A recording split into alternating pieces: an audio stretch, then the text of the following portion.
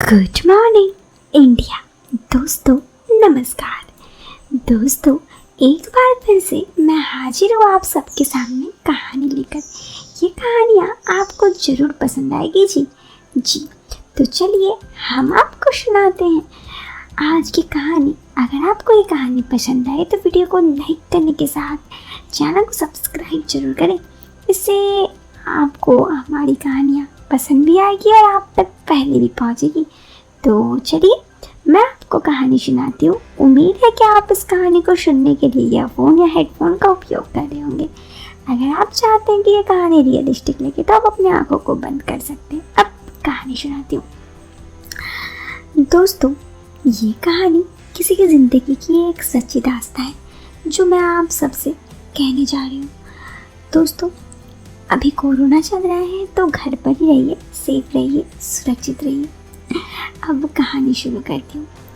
ये कहानी जिस लड़की की है वो कहती है मेरे शादी अजय से हुई है। मेरे पति अजय ड्राइवर है। अजय की 2 कार है। इस कार से हमारा घर अच्छे से चल रहा है, लेकिन जो किस्मत में लिखा होता है वो ही होता है। हमारे साथ भी ऐसा ही हुआ। मेरे पति अजय को जुआ खेलने की लत लग गई। मैं इस बात से बहुत ही ज़्यादा परेशान थी। अजय रोज जुआ खेलने लगा। शुरुआत में वो खूब जीतते थे। उस वक्त भी उन्हें बहुत समझाते कि ऐसा मत खेलो, लेकिन वो मेरी बात सुनते कहाँ। वो बोलते थे कि कुछ नहीं होगा, ज़्यादा तुम्हें नहीं बोलना चाहिए। पत्नी को उनसे कुछ नहीं बोलना चाहिए अगर पति कुछ कहे। जब कभी ज़्यादा तू तड़ाक हो जाती तो वो कभी कभार मुझे मार भी देते। मैं बेबसी में चुप हो गई। फिर मैंने उनसे जुआ आदि खेलने के लिए बोलना छोड़ दिया।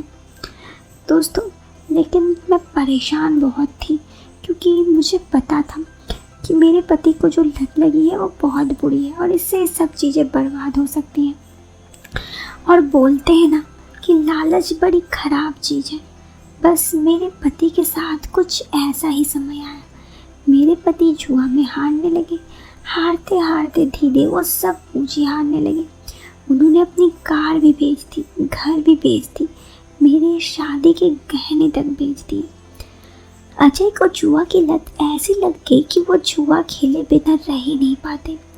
अब दोस्तों इन सब से मैं बहुत परेशान हो गई थी। समय आ गया कि मेरे पति के पास कोई काम ही नहीं रह गया था और ना ही घर। फिर हमको दूसरी जगह किराए का मकान लेना पड़ा। जहाँ मकान लिया था वो एक कॉलोनी थी जहाँ सभी किस्म के लोग रहते थे, मगर कुछ शरीफ तो कुछ अच्छे बिना अच्छे लोग। ये मकान भी बस नाम का ही मकान था। इसमें एक कमरा था। कमरा के अंदर ही किचन साथ था। आप सोच सकते हैं कि कैसे मकान होगा, लेकिन किराया कम था इसलिए हम रहने लगे। हमारे इतने बुरे दिन आ गए कि सुबह से शाम तक यही सोचना पड़ता कि घर कैसे चलेंगे। इतना कुछ हो गया मगर मेरे पति अभी भी नहीं सुधरे। फिर मुझे एक स्कूल में काम मिल गया। वो मेरे पास से पैसे लेते और जुआ खेलने चले जाते। अगर मैं उन्हें पैसे नहीं देती तब वो बाहर से उधार लेते। बाहर से कोई कितने दिन और कितना उधार दे। आखिर वो उधार मिलने का रास्ता भी बंद हो गया। फिर एक दिन हमारे घर एक इकबाल सिंह नाम का पंजाबी आदमी आया। इकबाल सिंह के बारे में बता दूं, इकबाल सिंह जुए का अड्डा चलाते। उसका हमारा एरिया में बहुत नाम था। इकबाल सिंह सब बुरे काम करते, दारू बेचना, जुआ अड्डा चलाना आदि ऐसे काम। उनका बहुत नेताओं से भी कनेक्शन था, इसलिए पुलिस भी उनके खिलाफ कुछ कर भी नहीं सकती थी। एक दिन की बात है, इकबाल सिंह हमारे घर आए। तब मैं अकेली थी। वो मुझसे बोले तेरा पति अजय कहाँ है? मैंने बोला जी वो बाहर गए हैं, क्या काम है? तब इकबाल सिंह बोले जब वो आए तो बोलना इकबाल सिंह आए थे। मैंने बोला ठीक है कह दूंगी। जब इकबाल सिंह घर आया था उस समय मैंने साड़ी पहनी हुई थी। इकबाल सिंह मुझे घूर रहा था, इसलिए मैंने इकबाल सिंह को ठीक से जवाब भाव नहीं दिया। वो गुस्से से मुझसे घूरते हुए चला गया। फिर 2 दिन बाद रात के 8 बजे करीब इकबाल सिंह मेरे घर आया। उसके साथ एक दूसरा आदमी धीरज भी था। धीरज हमारे कॉलोनी में ही रहता था और हमारे मकान का मालिक भी था। वो दोनों साथ आए थे। इकबाल सिंह के पास एक बैग था। मेरे पति घर पर ही थे। इकबाल सिंह और धीरज ने मेरे पति से बात करना शुरू कर दिया। धीरज बोले, अरे अजय कैसा है रे? मेरे पति बोले, मैं ठीक हूँ, लेकिन तुम दोनों यहाँ इस समय कैसे? इकबाल सिंह बोले, यार तू 2 दिन से अड्डे पर नहीं आए इसलिए हम चले आए।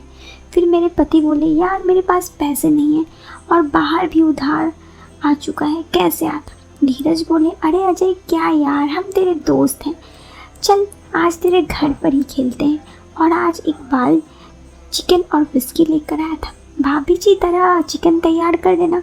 इकबाल ने अजय को बैग दे दी। मेरे पति ने बैग से निकाल कर एक पैकेट दिया, उसमें चिकन था। वो बोले, लो बना दो। मैं थैली लेकर अंदर चिकन बनाने लग गई। उस समय इकबाल और धीरज मेरी तरफ देख रहे थे, लेकिन मेरे पति को जैसे कुछ ध्यान ही नहीं था। उसे तो बस फ्री की पार्टी मिल गई। अब वो तीनों खेलने लगे। धीरज ने मेरे पति से बोला, अरे तेरे पास कुछ है नहीं, खेलेगा कैसे? इकबाल बोले, अरे धीरज इसके पास है। धीरज बोले, अजय के पास क्या है? इकबाल सिंह बोले, अरे इसकी वाइफ है ना। इस बात पर मेरे पति गुस्सा हो गए और बोले, ये क्या बोल रहे हो तुम दोनों? धीरज हंसते हुए बोला, अरे अजय देख गुस्सा मत कर, वैसे भी तूने 3 महीने से मकान का किराया दिया नहीं है और तुझे इकबाल का जुआ का पैसा भी देना है। तो अपनी पत्नी को दांव पे लगा दे, जीत गया तो कर्जा चुका देना और यदि हार गया तो सब कुछ के लिए हमारे साथ तैयार हो जा। वैसे भी कौन सी सिल है उसकी। मुझे इस पर बहुत गुस्सा आई। उनकी बात सुनकर मैं बोली, ये तुम लोग क्या बोल रहे हो? शर्म नहीं आती तुम लोगों को? इतना में मेरे पति बोले, चुप रहे, ये सही बोल रहे हैं। वो दोनों हंसते हंसते गेम खेलने लगे। मेरे पति मुझे दांव पर लगा दिए। इकबाल और धीरज जीत गए और मेरे पति से बोले, अजय चल आज तू ऊपर छत पर सो जा, अब हम जीत के जश्न मनाएंगे। मेरे पति नशे में टले हो गए। वो लड़खड़ाते हुए उठे और बाहर से दरवाज़ा बंद कर छत पे चले गए। मैं बहुत डर गई थी दोस्तों। मुझे समझ में नहीं आ रहा था उस वक्त कि मैं क्या करूं। मुझे एक पल के लिए लग रहा था कि मैं जल्दी से पुलिस स्टेशन चल जाऊं। उसके बाद इकबाल बोले, क्या तुम मेरे यहाँ पे काम करोगे? मैंने कहा, क्या काम? तो उन्होंने कहा, डांस। तो मैंने कहा, डांस नहीं आता मुझे। तो उसने कहा, चिंता मत कर, सिखा दूंगा। वैसे भी 1 महीने में तुम जितना कमाती हो 1 दिन में कमा लोगी। मैं बस सोच ही रही थी। उसके बाद ऐसे ही पूरी रात चला। सुबह 5 बजे तक वो रुकी। इकबाल, मैं बोली कि मैं काम करने के लिए तैयार हूँ, तुम टाइमिंग बताओ। इकबाल सिंह बोले, तुम स्कूल जाती हो 10 से 5 ना, बस वो टाइमिंग रहेगी। मैंने कहा, मैं कल से आ जाऊंगी। उसने कहा, ठीक है, हम इंतज़ार करेंगे। और उसके बाद दोस्तों सुबह हो गई थी। मुझे भी जॉब मिल गई थी। अब 1 महीने में मैं जितना कमाती थी वो बस 1 दिन में कमाती हूँ, मतलब 30 गुना। और मैं लाइफ में खुश हूँ क्योंकि मैंने बहुत कष्ट किए ज़िंदगी में। अब मैं और कष्ट नहीं कर सकती। पता नहीं, शायद आप लोग मुझे जज करेंगे, लेकिन मैंने सच में बहुत कष्ट किया। अब मुझसे इतना कष्ट नहीं किया जाता। मेरे पति ने ये सब कुछ खो दिया था, इसलिए अब मेरी भी कुछ गलती नहीं है। दोस्तों ये कहानी तो यहाँ ख़त्म हो जाती है। क्या इस लड़की ने डांस करने का जो फैसला लिया वो सही लिया? आखिर पैसे तो बहुत मिल रहे थे। आप इस बारे में क्या सोचते हैं? कमेंट बॉक्स पर अपनी राय ज़रूर देना। वीडियो पसंद आए तो लाइक करने के साथ चैनल को सब्सक्राइब करना। हम मिलते हैं आपसे फिर एक नए वीडियो में एक इंटरेस्टिंग टॉपिक के साथ। तब तक के लिए दोस्तों bye bye, take care, bye.